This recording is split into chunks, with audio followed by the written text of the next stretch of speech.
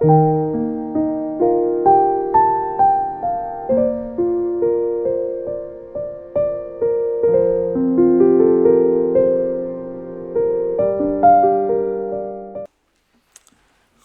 vriende, hartlik welkom hier in die huis van die Here saam met ons vandag. Ons gebed is dat u ook dan so in hierdie oggend die teenwoordigheid van die Here in u lewe kan ervaar. Daarom moet ons elkeen ontvanklik wees, daarom moet ons sê, spreek Here, u diensknegt en u diensmaagd luister. So mag dit ons elkeen se opregte bedoeling en hartsgesindheid en begeerte wees. Here, terwyl ons hier by mekaar is, Here, dan besef ons die groot voorreg om in u teenwoordigheid te kan wees. En Here, soos wat ons nou gesing het, Here, dit is ons begeerte. Here, ons as mens, as ons eie besluite moet uitvoer, Here, ons eie gedagtes moet volg, Here, dan doen ons beslis nie dit wat tot eer van u naam is nie. Here, dan eer ons lewens u nie. En daarom, Here, terwyl u dan beloof u hier teenwoordig is, Here, terwyl dit u begeerte is, Here, om ons as mens aan te raak, om ons as mens te rig, Here, wil ons kom luister, wil ons u toelaat om te kom vorm in ons lewens. Here, ons kyk na die tekens van die tye en ons sien die oorloë en ons sien die rigting waarin die samelewing beweeg, Here, al verder weg van u af, Here, al meer die vervulling van dit wat u gesê het, aan die einde van die dag vir ons gaan afspeel. Here, dit word 'n werklikheid in ons leeftyd. En Here, dan besef ons, Here, ons lewens is net tydelik. En dan, Here, weet ons, die geleentheid wat ons elkeen het om u te kan eer, is so beperk. En Here, ons sien uit om dan by u te wees in die hemel. Maar Here, ons weet nie hoe ons altyd gaan verslag doen van ons lewens nie, van ons besluite, van dit wat ons gedoen het.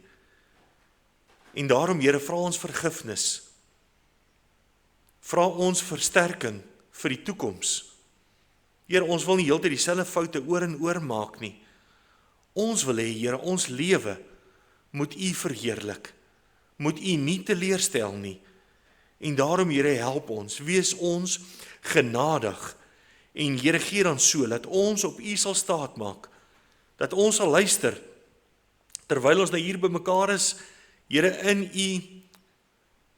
u teenwoordigheid saam vergader, dat ons u sal toelaat om in te werk in ons lewens. Hoor ons begeerte, hoor ons afhanklikheid van u, en Here, word die naam dan groot gemaak. Here, ons slaan ons so op na die berge, want waar sal ons hulp vandaan wees? Here, ons hulp, kan ons getuig, is van u alleen, die skepper van die hemel en die aarde. Gemeente, genade, barmhartigheid en vrede word geskenk van God ons Vader en Jesus Christus ons Here, deur die kragvolle werking van die Heilige Gees. Amen. Baie, baie dankie, vriende.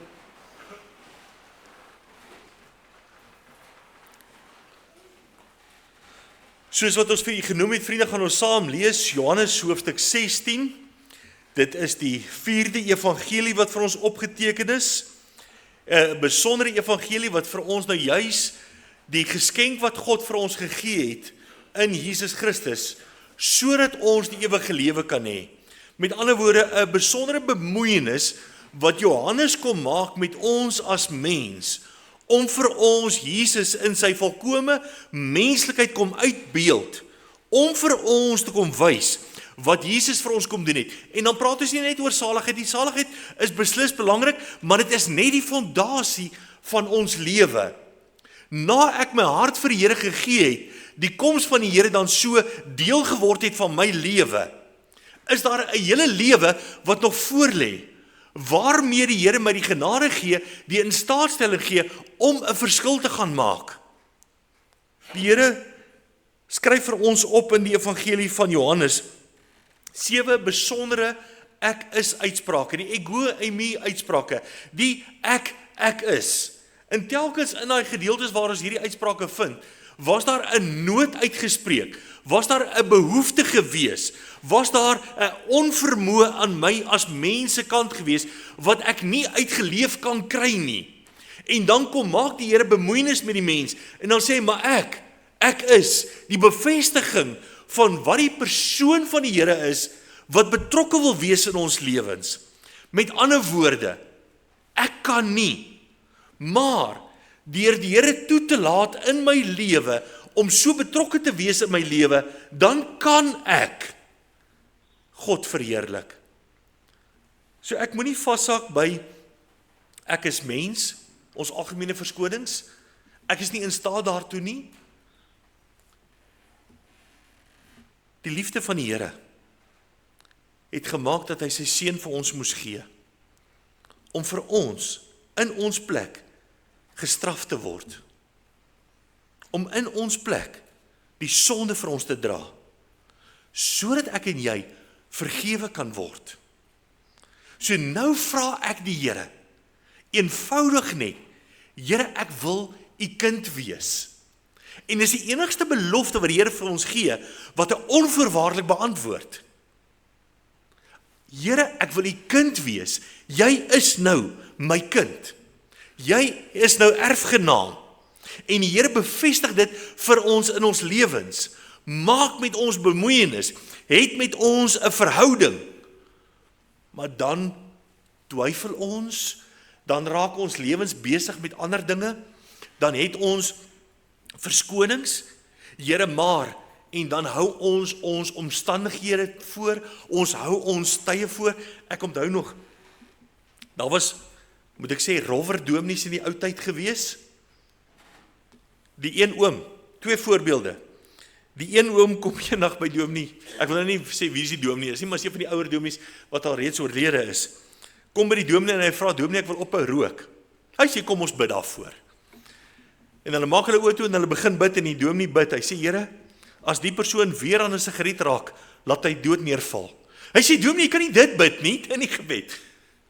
Hy sê, jy het gesê, jy wil ophou, kom ons bid. En hy bid weer dieselfde. En ek weet nou nie of die persoon bly was of bang was nie, maar hy het opgehou rook.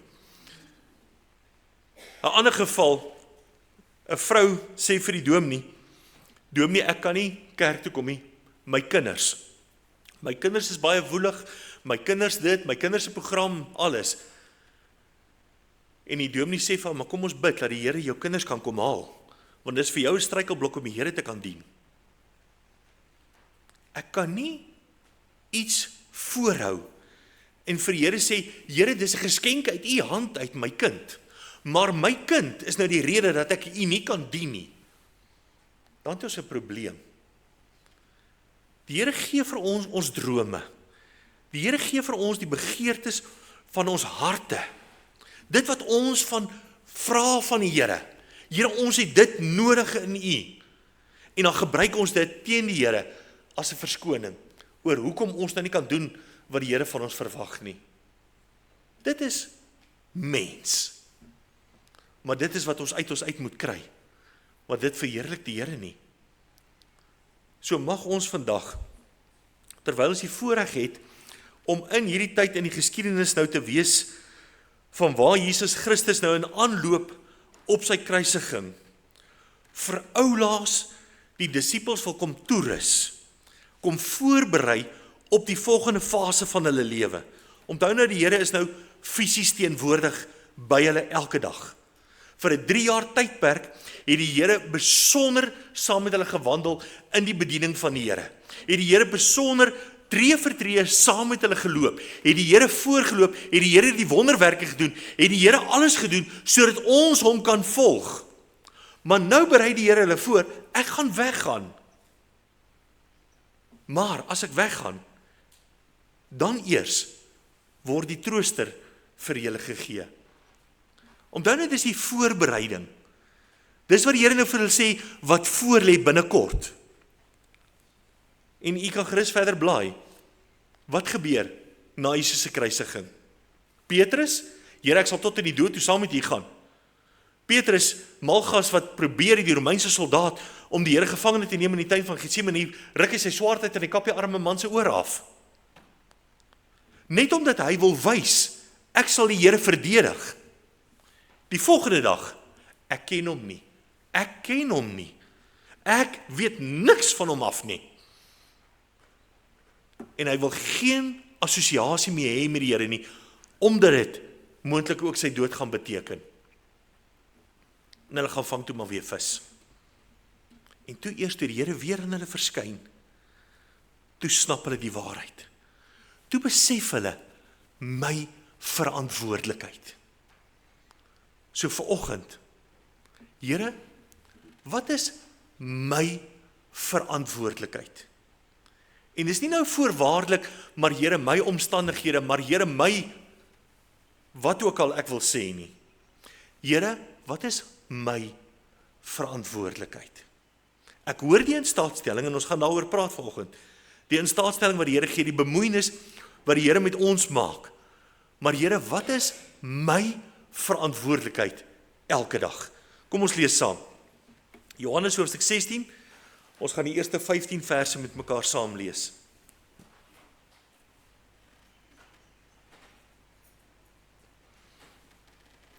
Hierdie dinge het ek vir julle gesê, sodat julle nie mag struikel nie. Hulle sal julle uit die sinagoges ban. Ja, daar kom 'n uur, dat elkeen wat julle om die lewe bring, sal dink dat hy 'n diens aan God bewys. En dit sal hulle aan julle doen, omdat hulle die Vader nie ken nie, en my ook nie. Maar hierdie dinge het ek vir julle gesê, sodat wanneer die uur kom, julle kan onthou, dat ek julle dit gesê het. Maar ek het julle nie van die begin af gesê nie, omdat ek saam met julle was. En nou gaan ek na hom wat my gestuur het, en niemand van julle vra my, waar gaan jy heen nie?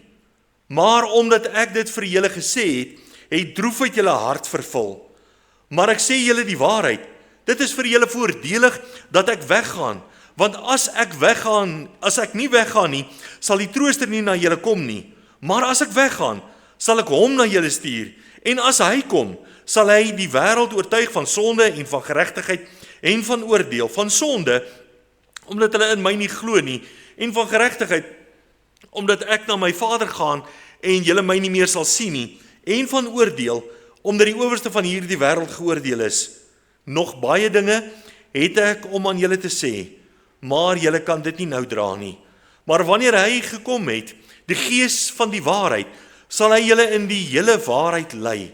Want hy sal nie uit homself spreek nie, maar alles wat hy hoor, sal hy spreek en die toekomstige dinge aan julle verkondig. Hy sal my verheerlik, omdat hy dit sal neem uit wat aan my behoort en aan julle verkondig. Alles wat die Vader het, is myne. Daarom het ek gesê, dat hy dit sal neem uit wat aan my behoort en aan julle verkondig. Ons lees net tot daar uit die woord van die Here saam in hierdie oggend. Vriende, ons tema in hierdie oggend, die trooster is vir jou gestuur. Heel persoonlik, heel individueel, heel wat die Here dan in besonders met my as mens bemoeienis kom maak. Die Here het die trooster vir my gestuur. Ek dink die probleem wat ons as mens miskien het, is die Afrikaanse vertaling wat nou gebruik word as die trooster. En dan dink ons, dis nou maar net, met alle respek, iemand wat my moet kom troos. My in my omstandighede moet kom bystaan, en dan vir my sê, dit is daarom nie so erg nie, en daarom weer my moed inpraat, om dan die volgende tree te kan neem. Die Griekse beskrywing hiervan is parakletos, wat 'n werkwoord is, wat die beskrywing van die Heilige Gees se koms na die aarde vir my meer kom illustreer. Parakletos werkwoord beteken hy bekleem my, hy oordek my, hy beskerm my. So dit is soos 'n kledingstuk wat ek aantrek, wat my hele liggaam kom bedek. Maar nou is dit nie net 'n passiewe, selfstandige naamwoord nie, dit is 'n werkwoord. Met ander woorde, hy is aktief betrokke in die oordekking van my hele lewe. So dit gaan nie net vir, ek het nou seer, ek is nou hartseer, en nou moet ek getroos word nie. Maar dit gaan oor die aktiewe betrokkenheid van die Here in my daaglikse lewe. En nou is daar 'n voorwaarde wat die Here vir ons kom gee. Johannes 16 vers 7 sê, maar ek sê vir julle die waarheid, dit is vir julle voordelig dat ek weggaan, Want as ek nie weggaan nie, sal die trooster nie na julle kom nie. Maar as ek weggaan, sal ek hom na julle stuur. Arina, net die volgende enetjie. Dan sal ek hom na julle stuur. Met ander woorde, nou kom wys die Here vir ons die voordeel daarin. Onthou net, dis vir die disippels voortydig gegee. Dis as 'n waarskuwing gegee. Dis as voorbereiding op my lewe gegee. Maar nog steeds, ek kan nie myself indink sonder die fisiese teenwoordigheid van die Here nie. Maar, nou kom sê die Here vir hulle, dis vir hulle voordelig dat ek weggaan. En nou probeer ek myself in die skoene van die disippels indink, hoe op dese aarde kan dit vir my voordelig wees, as ek nie meer Jesus Christus kan ervaar, kan sien, kan volg elke dag nie. Want nou moet ek, menslik, nou moet ek blindelings, tree vir tree, my lewenspad gaan loop. En dit is eintlik, inderwaarheid, is dit die teenoorgestelde. Die Here sê, dit verander van 'n fisiese teenwoordigheid, saam met ons, na 'n geestelike teenwoordigheid in ons. Hoor u die voordeel? Dis nie nou meer van eksterne volg nie, maar is van intern, wat die Here vanuit my, as kind van God, kom werk na buite, om my te help. As kind van God, is ek bewus van die werking van die Here. Ja, selfs, as ek verkeerde dinge doen, verkeerde dinge sê, dan besef ek het nou verkeerd geantwoord. En ek praat nie altyd net van sonde nie. Sonde is sonde, sonde is verkeerd. Maar ek praat van selfs partykeer my gesindheid. Partykeer as mens, baie kere dan moet ek 'n e-pos antwoord, en dan voel ek gefrustreerd van, ek het dit al gesê, hoeveel keer? En dan wil mens nou, op 'n stadium moet jy begin luister, en ek sê dit nou weer vir jou, en dan kopie en paste daar sommer die vorige boodskappe in, van ek het dit nou al 14 keer gesê, daar is dit nou weer. Dis nie hoe ek kan optree nie. Dis nie waarvoor die Here my gestuur het, om mense reg te help, op so 'n gesindheid nie. Dan tik ons 'n e-pos, of 'n boodskap, en dan help ons net weer opnuut. Asof ons dit nog nie voorheen gedoen het nie. Ons praat nou net ligtelik oor vergifnis. En as iemand iets verkeerd doen, dan sê hulle, ja, maar jy moet my vergewe. En dan dink ons partykeer, daai vergifnis kan ook net so ver iemand vergewe. En dan dink ons terug ons eie lewe. Ons wat nou nie so perfek is nie. En dan dink ek my eie lewe, foute wat ons al gemaak het. En dan dink ek, dankie Here dat U my vergewe het. So hoe kan ek vergifnis weerhou weer? Ek is nie die een wat die graad van die vergifnis moet bepaal nie. Dis God wat dit doen. God wat sy seun gestuur het om vergifnis te bewerk. God stuur sy seun om aan 'n kruis te sterf, sodat ek en jy vergifnis kan kry. Hoor die prys wat die Here betaal het, om hierdie vergifnis te kan bewerk. En dan sê ek, dankie Here, dat ek deel kan wees daarvan. Dat ek dit kan ontvang, maar nou het ek ook 'n verantwoordelikheid om dit vir ander te gee. Die vergifnis wat U in my lewe kom bewerk het. So daar's 'n voorwaarde van Jesus Christus se koms na hier op aarde, sodat die Here in en deur ons lewens verheerlik kan word. Sodat ek en jy die verantwoordelikheid kan opneem. Ek en Peer gesels so rukkie terug oor 'n baie besondere gedeelte in Psalm, waar die psalmis sê, jou lewe is altyd deur in jou hande. En dan val dit swaar op jou oor. Want as kind van God wil ek mos nou hê, my lewe moet in die hande van die Here wees. Dit klink meer Bybels, dit klink meer reg, dit klink meer hoe dit moet wees. Maar die realiteit in die wêreld waar ons leef, is die Here maak my nie besluite neem nie. Die besluite wat ek neem, is my besluite. So of ek besluit om die Here te vertrou, of ek besluit om die Here nie te vertrou nie. Om die Here toe te laat of nie toe te laat nie. Om die Here te weerstaan of om die Here te verwelkom in my lewe. Dit is my eie besluit. En die Here kan my nie dwing om dit te doen nie. Vrye keuse. So, as ek die regte ding doen, prys die Here. As ek die verkeerde ding doen, dis die duiwel wat maak, wat ek toelaat, sodat ek die verkeerde keuse neem in my lewe. Die tweede gedagte is die trooster se werking in die wêreld. Want so lief het God die wêreld gehad, dat hy sy enige gebore seun gegee het, sodat elke wat in hom glo, nie verlore mag gaan nie, maar die ewige lewe kan hê.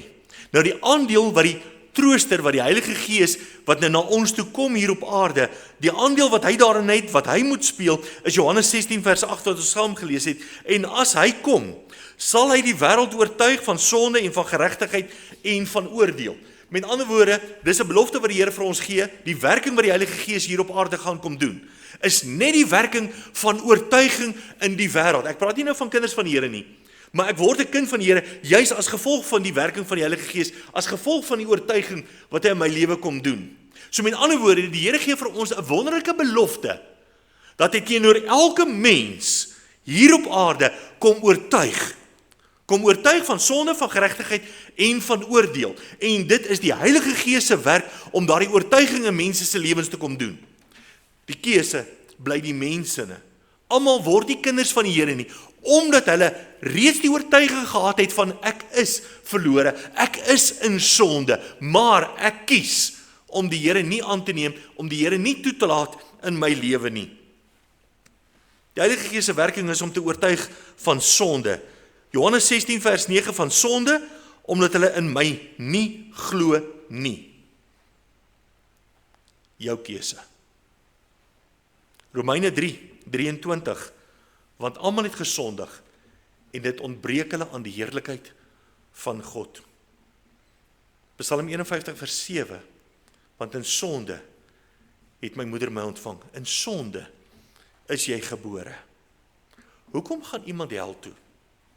Hoekom is iemand in sonde ontvang en gebore? Omdat hulle stout is? Omdat hulle vloek? Omdat hulle steel? Omdat hulle sonde doen? Nee. Ons doen sonde, omdat ons in sonde ontvang en gebore is. As gevolg van die gereg wat Adam aan die duiwel oorgegee het, toe hulle van die vrug van die boom geëet het. Het hulle daarna, geleer ken wat sonde is.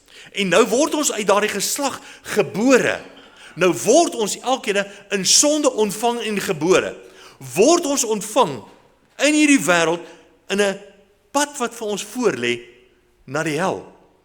Maar, want so lief het God die wêreld gehad, het hy vir ons die oplossing kom gee, sodat ek en jy 'n keuse kan uitoefen met ons lewe.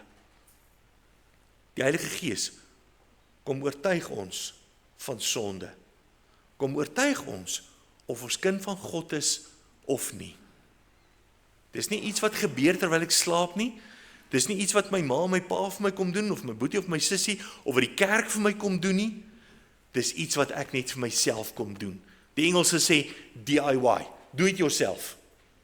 Niemand anders kan dit vir jou doen nie. So lief as wat ons mekaar mag hê, ons kan dit nie vir mekaar doen nie. En jy alleen kan vir ander mense jok. Kan vir ander mense sê, ek is 'n kind van die Here. Jy kan vir jouself jok en sê, ek dink ek is 'n kind van die Here. Ek hoop ek is 'n kind van die Here. Ek hoop eendag as ek voor die Here moet kom en die Here vra vir my, hoekom moet ek my jou in die hemel toelaat? Dan kan ek getuig van die Here op grond van 'n keuse wat ek voor U gemaak het om U kind te word. Nie dan goeders wil opnoem van, Here, ek het baie geld vir die kerk gegee. Here, ek het baie goed gedoen vir baie mense. Here, ek het uit my pad uit gegaan om goed te doen. Geen mens kan die hemel verdien nie. Dit gaan nie op grond van my verdienste nie. Want dan sou niemand van ons dit kon beerwe nie. Niemand van ons kan daarvoor betaal nie. Die prys was Jesus Christus se lewe. Johannes 19 vers 30 sê die Here vir ons, dit is volbring. Hierdie skuld is betaal. En dis die probleem, want jou sonde is reeds op die boeke, kan ek sê, vergewe, maar jy kom neem dit nie aan nie. En daaroor sal jy hel toe gaan, as jy dit nie aanneem van die Here nie. Die Heilige Gees oortuig jou, het ek al daai keuse gemaak, of het ek nie daai keuse gemaak nie? Die Heilige Gees het gekom om te oortuig van sonde en ook van geregtigheid. Johannes 16 vers 10, en van geregtigheid, omdat ek na my Vader gaan en julle my nie meer sal sien nie. Geregtigheid beteken, waar ek voor die gereg staan, is daar nie een wet of enige beskuldiging wat teen my ingebring kan word nie. Ek is geregverdig voor die wet. Ek is sondeloos voor die wet.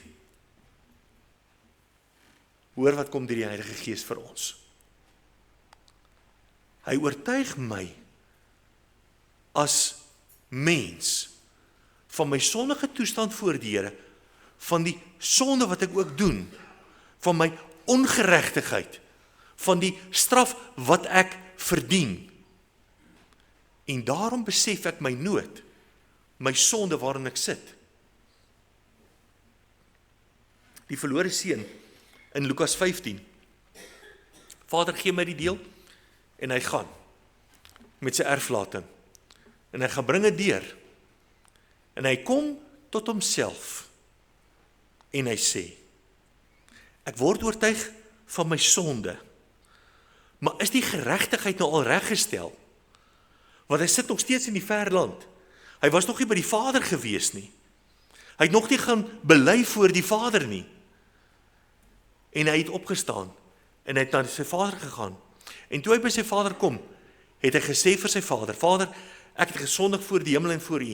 Ek is nie meer werd om U seun genoem te word nie. En hy kry nie klaar gepraat nie, want die Vader neem hom weer aan 'n seun. Jy is weer 'n erfgenaam. Jy was dood, maar is weer lewend. Kom getuig die Vader in Lukas 15. Geregtigheid. Hoe lyk my lewe voor die Here? As die Here na my lewe moet kom kyk, voldoen my lewe aan dit wat die Here van my vra? Doen ek elke dag wat die Here vir my sê? Is ek gehoorsaam? Ek gee toe, maar gee nie 'n verskoning nie. Ons is mens. Ons maak foute. Maar die Here gee vir ons die geleentheid om foute reg te maak. En om nie weer oor en oor dieselfde foute te maak nie. Die laaste werking van die Heilige Gees teenoor die wêreld is hy oortuig van oordeel. Johannes 16 vers 11, en van oordeel, omdat die owerste van hierdie wêreld geoordeel is.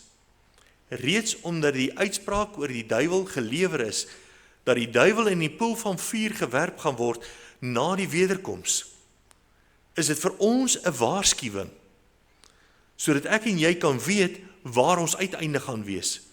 En ek wil weer teruggaan. Dis nie ek hoop maar nie, of ek glo maar so, of hoe ook al nie. Die Bybel gee vir ons dat ons kan weet met sekerheid, want die Heilige Gees getuig in ons harte of 'n kind van God is of nie. So daarom het ek dit gedoen, het ek dit nie gedoen nie.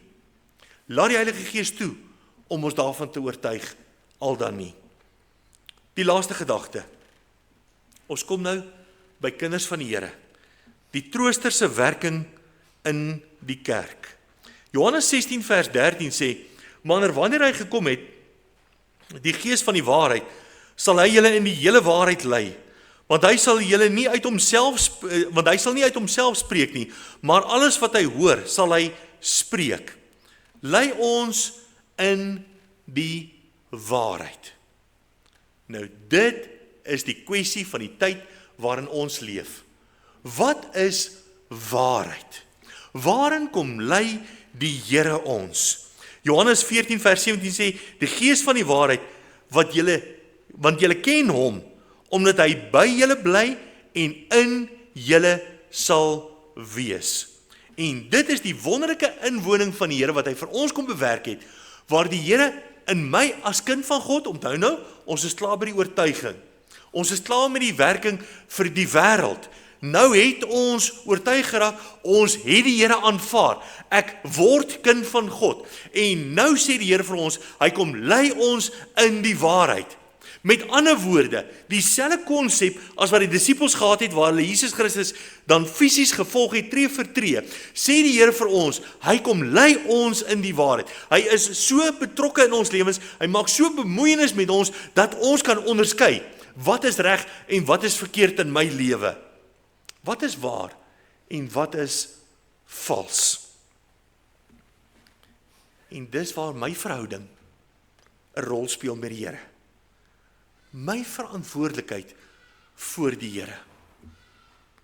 As ek nie op die Here vertrou om my te lei in die waarheid nie, hoe gaan die Here my kan wys wat die waarheid is? As ek nie bereid is om te kyk nie, hoe gaan ek sien? Ek gaan as kind van God, gaan ek tot oneer van God lewe. Gaan ek wees soos 'n stout kind? Mag mens sê 'n kind is 'n verleentheid?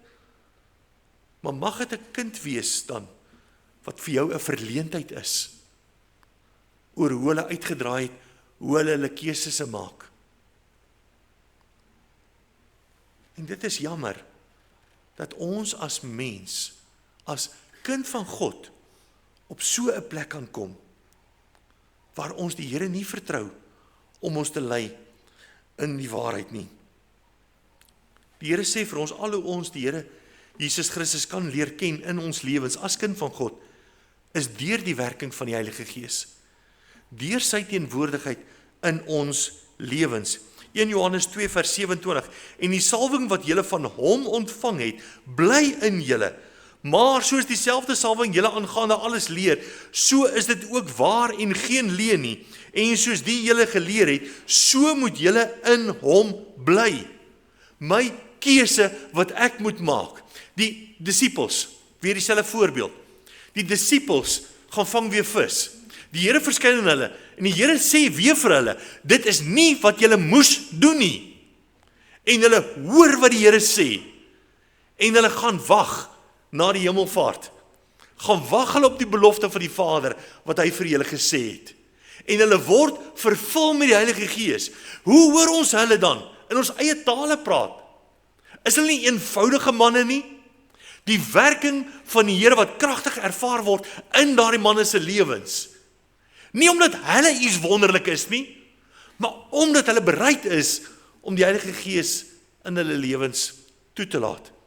Om die Heilige Gees in hulle lewens te vertrou. Die Heilige Gees se werking is nie iets fisies wat ons kan vat, wat ons kan vashou, wat ons kan voel nie. Ek wil nie hê ons moet gaan oor wat 'n ervaring ek het, wat 'n gevoel ek het nie. Dit gaan nie oor hoe ek voel nie. Ek voel redelik op hierdie oomblik, voel ek redelik sleg. Maar dit gaan nie oor hoe ek voel nie. Maar dit gaan oor die wete van die betrokkenheid van die Heilige Gees in my lewe. Wat ek moet gehoorsaam wees om die woord verkondig, om die woord uit te dra met my hele wese. Want ek wil die Here dien. Ek wil gehoorsaam wees. Ek wil nie verskonings maak oor Here, ek kan nie nou nie, Here, dit is nie nou regte tyd nie, Here, dit is nie nou vir my geleë nie, en wat ek ook al kan sê. Die Here is getrou. Die Here ken jou hart. Beter as wat jy jou eie hart ken. En nou sê die Here, hy wat in my kom woon, wil my kom lei in die waarheid. Nie net as ek hier in die kerk sit nie, maar in my hele lewe. Vir my, die onregverdigheid hiervan, is nie aan ons nie, maar is teenoor die Heilige Gees. Die Here gee 'n belofte, vas en waar. Die Heilige Gees kom woon in jou, as kind van God. Maar nou doen ek verkeerde dinge. Ek neem verkeerde besluite. Ek praat nie nou oor die verskonings nie. Ek praat nie nou oor maar nie. Die Heilige Gees woon in my. Nou doen ek die verkeerde ding. Ek neem die verkeerde besluit, ongeag wat ook al. Ek neem die verkeerde besluit. Die Heilige Gees gaan nie nou ewe skielik weg uit my uit nie. Die Here het 'n kommitment gemaak. Die Here het 'n belofte gemaak. Die Here het gesê die Heilige Gees is in jou. En nou neem ek die Heilige Gees gevangene en ek stel hom bloot aan verkeerde dinge. Ek wil nie dit doen nie. Ek wil nie die Heilige Gees neem om sonde te ervaar, omdat ek het wil doen nie. Dankie Here vir die Heilige Gees wat in my woon. En daarom neem ek hierdie verantwoordelikheid op my. Ek sal kyk waar ek die Heilige Gees neem, wat ek sê, wat ek doen. Daardie verantwoordbaarheid wat in my lewe moet wees. So dit gaan nie net oor per geleentheid nie. Dit gaan nie net oor as die situasie reg is nie. Dit gaan oor, dis hoe ek my lewe moet leef. Ek wil amper sê, vergeet dan nou maar van jou verskonings en vertrou die Here vir sy wonderlike werking. Die Heilige Gees kom wys vir ons wat is selfopofferende diens. Ek gaan weer Johannes 16 vers 13 voorhou. Maar wanneer hy gekom het, die Gees van die waarheid, sal hy julle in die hele waarheid lei. Want hy sal nie uit homself spreek nie, maar alles wat hy hoor, sal hy spreek en die toekomstige dinge aan julle verkondig. Nêrens word die Heilige Gees verheerlik, geëer, gedien nie. Die Heilige Gees, die werkwoord, is betrokke in my lewe om my in staat te stel, deur sy inwerking in my lewe, om selfopofferende diens aan ander te kan gee. Vanoggend vroeg, toe ek nou sleg voel, toe gaan my gedagtes nou om Ernst Lambrecht, wat oorlede is, wat jy almal sekerlik nog onthou. Oom Ernst, ek dink dit was sy 80ste verjaarsdagviering, het geval by die huis en hy het sy heup gebreek die aand, laterig. Hulle die ambulans laat ontbied, die ambulans het hom kom haal, hulle vat hom hospitaal toe, Infileni toe, hulle behandel hom daar, en die volgende dag toe kom ek by oom Ernst aan.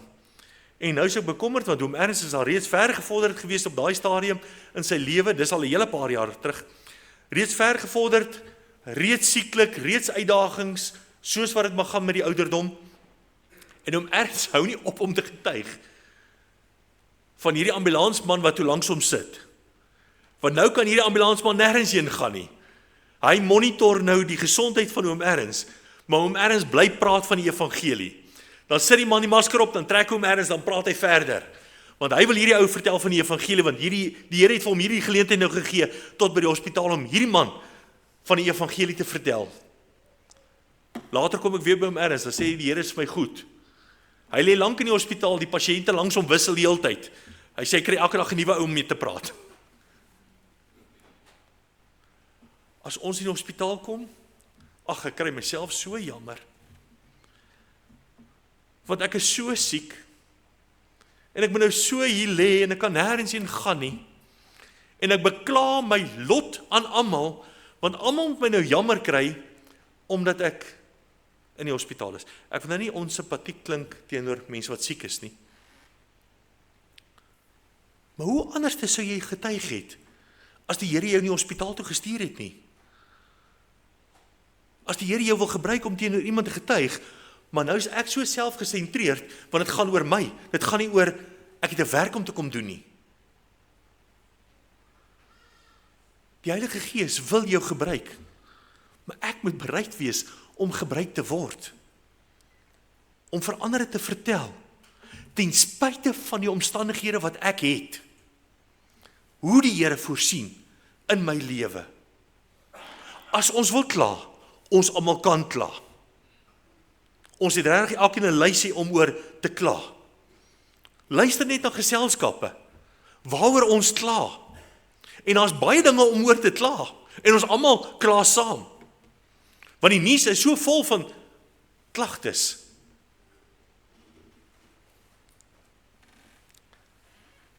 Maak saak wat in ons land aangaan nie. Ons land is in elk geval korrup, onregverdig. Ek wil nie nou nuusgebeure uitlig nie, maar ek het vanoggend nogal gelag toe ek een berig lees oor hoe onregverdig hierdie wêreld is. Wil ek op hulle staat maak?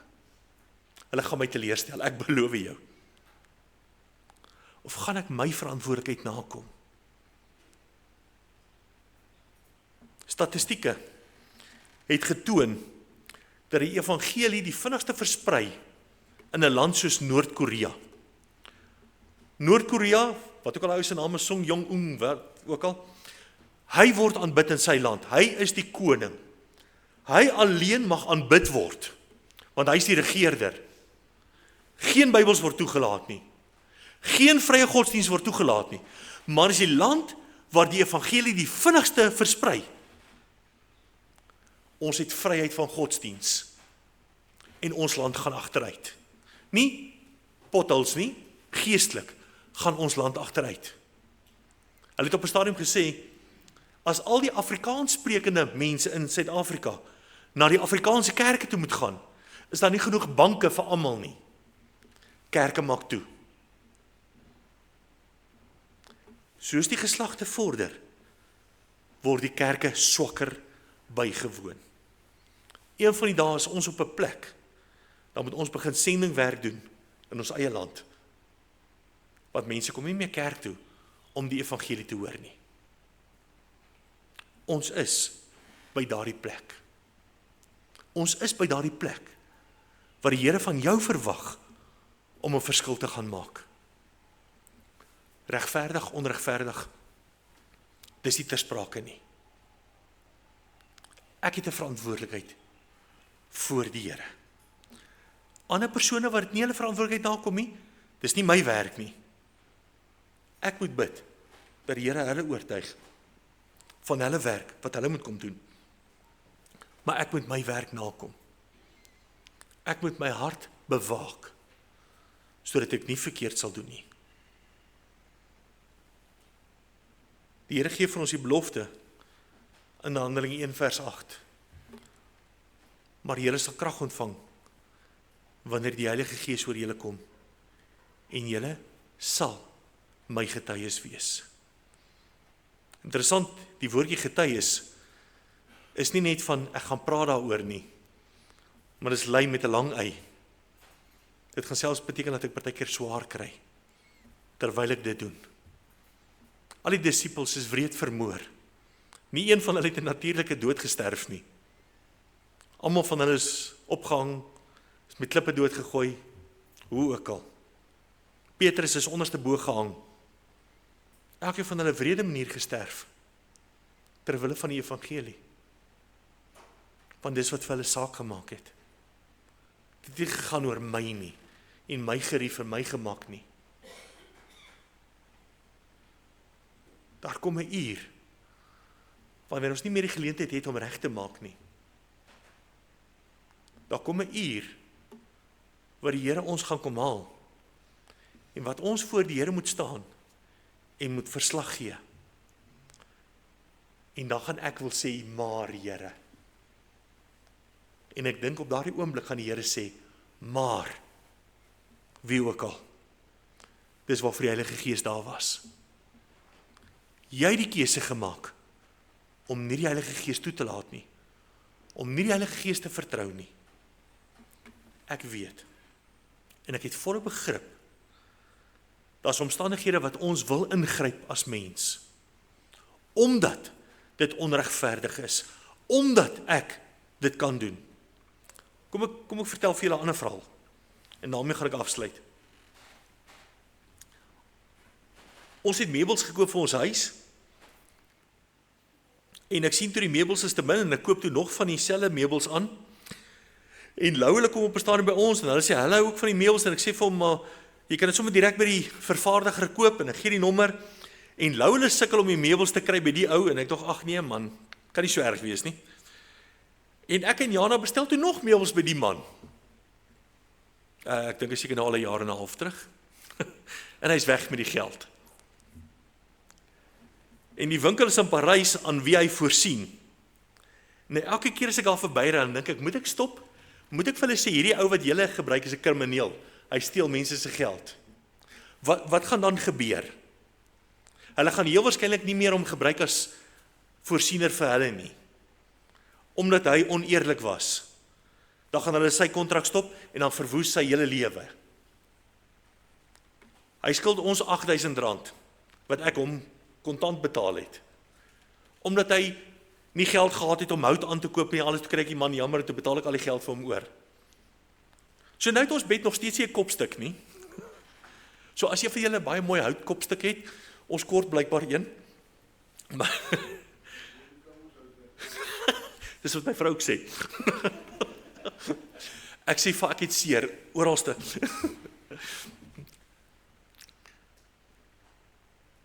Geregtelik het ek die reg om hom aan te gee.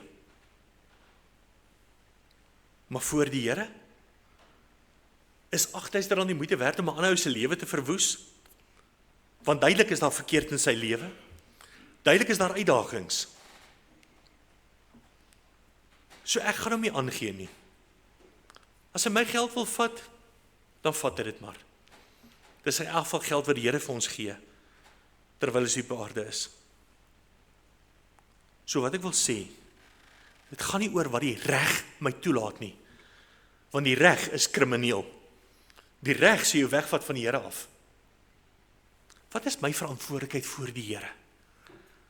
Ek sê ek's kind van God. Hoe gaan ek hierdie beeld oordra?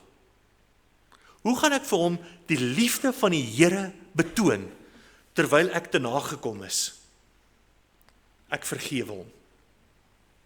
En ek bly vir hom WhatsApp stuur, dit gaan nou nie meer deur nie, maar ek bly vir hom bid. Dat hy sy saak met die Here sal regmaak.